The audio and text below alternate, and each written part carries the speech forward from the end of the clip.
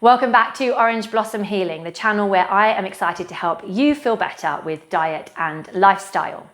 Today we are going to make a delicious Asian flavoured dish with mackerel and wild rice. And we're talking all about the hormone oxytocin, also known as the love hormone, and how this dish and others like it can support our production of this hormone. If you're enjoying my videos, please like and subscribe. It really helps the channel to grow. And if you think that there's a friend that would benefit from the information, go ahead and share it as well. Okay, let's get started. Oxytocin, the love hormone, is made in the hypothalamus in the brain. New research is actually showing that it's also produced in our guts. So any meal that is going to support oxytocin needs to be one that supports both brain health and gut health. So the first and key ingredient of this dish is mackerel. I buy my mackerel as whole fish from the supermarket and then fillet them at home. This is a super cheap way of buying fish, and mackerel is almost always wild caught, which means it's not being farmed and fed unpleasant things that might pass through to you in the fish. If you don't want to deal with filleting a fish, then you can also buy smoked mackerel, which is already cooked for you. And this is an option for this dish too. As I have already filleted my mackerel, then my fillet is in the oven cooking as we get on with the first bit of this meal. I've also got my mix of brown rice and wild rice boiling, so that's going to be ready to go when we are plating up in a little while also. The other element to this dish is the veg. So today I am using some shredded carrot, shredded pepper, which I have prepared before, and chard. Now all of these ingredients contain healthy amounts of vitamin C. Vitamin C is a cofactor in the production of oxytocin, and so it's an awesome addition to this meal. This dish is super simple. So I have a little sesame oil in my pan here, and to that I am going to add about a thumb of ginger that I have chopped already, and also 3 garlic cloves that I have chopped into small pieces. And I'm just going to let those start to get little bubbles around them so that I know they're ready for the next ingredient. Oxytocin is the top of what we call the hormonal hierarchy. I really want to share this information with you in this video because it is so valuable. So the hormonal hierarchy shows us how our hormones stay in or out of balance. At the bottom of the pyramid, we have our sex hormones: estrogen, progesterone, and testosterone. We also have our thyroid hormones, but those don't fluctuate throughout the month like the sex hormones. So estrogen, progesterone, and testosterone fluctuate throughout our cycle and manage many things: the way we look, the way we feel, the way we act, because they affect our irritability, our mood, our hair, our skin, and lots of other things. The garlic and ginger is now ready for me to add in my chard. So I'm going to add in this beautiful, colourful chard, which is seasonal at this time of year. And I just want this to soften a little. As an alternative to chard, you could use spinach or kale. They would both also provide lots of vitamin C and magnesium, which is another of the minerals that is important in brain health and that chard provides a lot of. They also just add beautiful, vibrant colour to the dish. So we don't want to cook them for long, because the more we keep our ingredients raw, the more benefit they have for us. But I just want the ends of the chard, the colourful bits, to soften a little, otherwise my children won't enjoy them. If you prefer a crunch, you could keep them in. The next one in our hormonal hierarchy is insulin. So this hormone is produced by our pancreas every time we eat food. And what it does is accompany the glucose from the food we've eaten into the cells to give us energy. So if we are insulin sensitive and that system is working, then we eat food, we feel energized, we feel great. If that system's not working so well, then what's happening is we're eating food, the insulin is trying to accompany the glucose into the cell, but the receptor site around the cell, imagine it like a gate, is blocked. There are a number of reasons why that might be the case, but what it does is it sees there's a pile up, a blockage, almost like a traffic accident on the road, and it turns around and takes the glucose elsewhere. It has to do something with it. So what our very clever bodies do is take that glucose and store it in fatty tissue. So that might be fat that we can see on our bodies, around our bellies and our bums and other places where fat builds up, but it more importantly could be on our organs. So fat can build up behind our eyes and cause macular degeneration, or on our liver and cause non-alcoholic fatty liver disease, which is on the rise, and in many other fatty tissue places in our body. So that is something that we don't want to be happening, and we need this insulin glucose management system to be aligned. This is called insulin resistance. When we're in insulin resistance, estrogen, progesterone and testosterone are also thrown out of balance. So insulin is directly impacting our sex hormones. Now that my chard has softened a little, I am going to add in my shredded carrots and also my red pepper, which I prepared earlier. And I am going to add in a splash, so about 2 tablespoons of tamari. Tamari is gluten-free soy sauce. And I am literally going to heat those for 2 minutes and no more so that they retain as much of the nutrient as possible. They're also not on a high heat, so I'm really going to keep the crunch and the nutrient density in those. I just want them to infuse with the flavour of the garlic and the ginger and the tamari. Insulin resistance is a problem because it can lead to us being metabolically unhealthy. It can lead to pre-diabetes and eventually diabetes.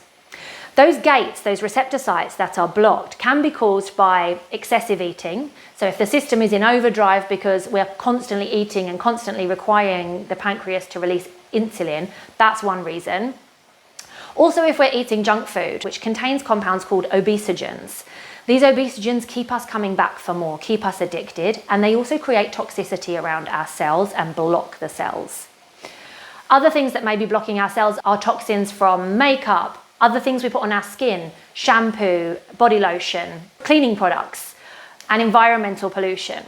So there are lots of factors affecting the toxicity in our body, but one that we can control certainly is what we're putting in our bodies. Okay, so this has been cooking for long enough. I'm happy that that is retaining as much of its nutrients as possible. So I'm just going to turn it off and leave it there so that it can just continue to be warm for a couple of minutes whilst I get my rice out of the pan.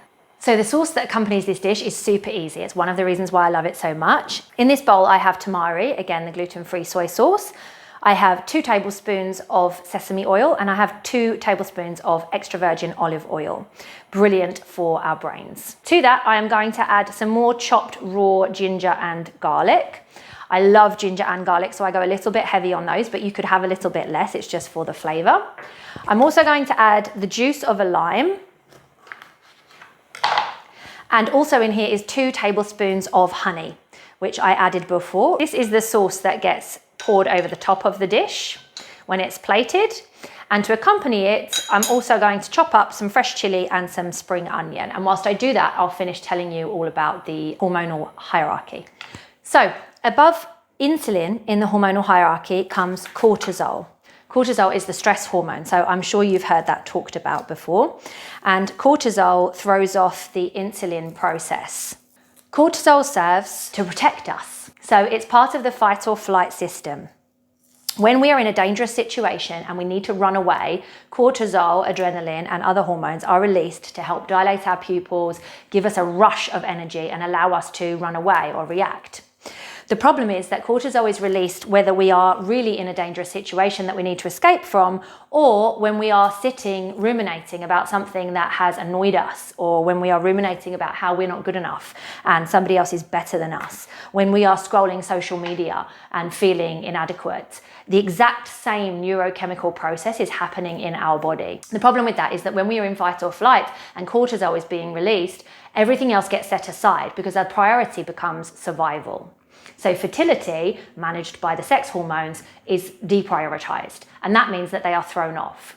Furthermore, cortisol requires DHEA in order to be produced, which is a compound produced in our body. Progesterone and testosterone also require DHEA to be produced. Sex hormones are simply not important if we are stressed to the point where cortisol is necessary. Therefore, we are depleting progesterone and testosterone of the ability to produce, which might look like high anxiety, palpitations, difficulty having the motivation to do anything, a lack of drive, a lack of libido. Many problems arise from the lack of having these hormones in balance. At the very top of the hormonal hierarchy is the hormone that we are making this dish for, oxytocin. Also known as the love hormone because oxytocin is produced when we are happy, when we are with people that we love. So when we are especially getting a hug, And there are lots of scientific studies on the benefits of cuddles, which I love. And that's what I want you to take away from today. I want you to go and find somebody today who you can have a cuddle with for a minimum of 1 minute. This will release oxytocin into your system and give you a flood of positive energy to continue with your day. It's not just hugs or cuddles that are beneficial and that produce oxytocin. It's obviously also intimacy. It's also holding hands. It's also laughing. It's petting our pets and spending time with them. It's doing the things that we love the most. So if you love to play piano or go for a walk or paint, creative exploits provoke the release of a lot of oxytocin. Whatever it is that you love, do that and you will release oxytocin into your system. So oxytocin is capable of shutting down cortisol. So when we release oxytocin into the system, cortisol is removed and therefore the whole system comes back into balance and we feel better. I could talk about this hormonal hierarchy all day long, and I often do. But to leave you with the most important message, cortisol is the one you need to be looking out for. Society expects us to rush around and juggle a lot of plates, so we are often stressed. It is so important to prioritize time for you to de-stress and release oxytocin in order to keep your sex hormones in balance. A really great hack that I love is cortisol wants you to move. If you go back to our ancestors, we were running away from saber-toothed tigers, and indeed now we might be running away from something. So it is created for you to move. So when you are in a stressful situation and you feel that release and your heart start to beat and your blood rush, move. If you can stand up and do jumping jacks, or you can go for a run. If you can't move, you can do calf raises, because the calves are absolutely fantastic at burning that cortisol. And this signals to your body that you are dealing with the stress and it can therefore release it. So if you can't get a dose of oxytocin, the first thing to do when you feel stress rising is move. I am ready to plate. I've mixed my wild rice and brown rice in with the veg that I made, and I have my mackerel out of the oven and my sauce is ready to go. Just before I do plate, I just wanted to share that oxytocin is at the top of our hormonal hierarchy, which we talked about, capable of balancing all of our hormones and impacting the way we look and the way we feel. Aside from this, oxytocin has shown in studies to reduce stress and anxiety, reduce pain, reduce inflammation and accelerate healing. It also increases our heart rate variability and our creativity. Oxytocin even improves your personality traits like openness, warmth, trust and empathy. So it is a fantastic hormone to stimulate. This dish is perfect because it is rich in vitamin C, which is a cofactor and has actually been shown in studies to increase the secretion of oxytocin. Omega-3 fatty acids, which come from our mackerel and also from our extra virgin olive oil, which help to support the production of hormones as well as our brain health. Ginger, garlic and onion, spring onion in this case, which all reduce inflammation and promote better health in the body. Chilies, which are fantastic for circulation and blood, which obviously supports the heart and the brain, and coriander for a little garnish because it goes perfectly and is also packed with antioxidants and brain boosting benefits. I like to mix my rice in with vegetables, but you could also have them separately if you prefer, or if you have somebody fussy about having things mixed on the plate. I think they just look nicer and taste better when they're all mixed, but that's totally personal choice. So we have all of those gorgeous colours from our vegetables that have only been cooked very, very lightly and are therefore maintaining all of their raw nutrient density. We have our beautiful fillet of mackerel. And then I'm going to cover it with this beautiful, delicious, nutritious sauce that we made that adds so much extra flavour. Chilli is of course optional. That's totally up to your taste buds and whether you enjoy the spice. And there you have it. A delicious, nutritious, oxytocin boosting meal.